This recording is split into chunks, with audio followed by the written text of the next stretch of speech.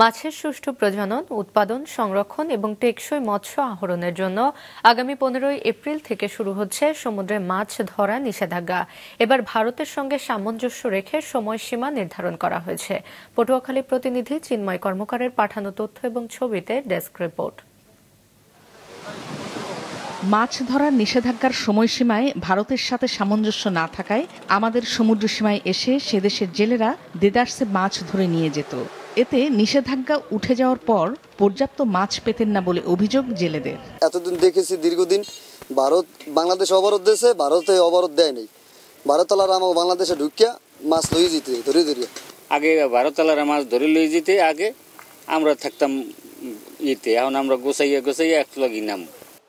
এমন অভিযোগ আমলে নিয়ে ভারতের সাথে মিল রেখে এখন থেকে প্রতি বছর 15 এপ্রিল থেকে 11 জুন পর্যন্ত মাছ ধরার নিষেধাজ্ঞার সময়সীমা নির্ধারণ করেছে সরকার। আমাদের জেলেদের জন্য ভালো হয়েছে যে আমরা অবরোধের কিছুদিন আগে যদি নামতে পারি 2-4টা মাছ ধরে আমরা খাইতে পারবো, আমাদের ফ্যামিলি চালাইতে পারবে।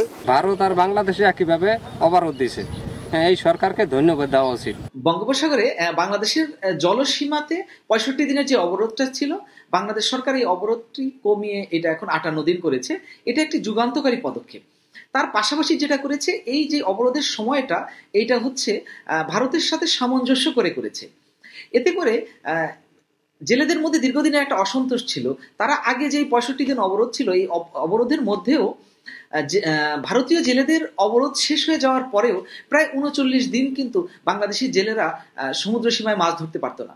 এতে করে এই সময় ভারতীয় জেলেরা মাছ ধরতো, কিন্তু আমাদের দেশের জেলেরা কিন্তু এই সময় মাছ ধরতে পারতো না।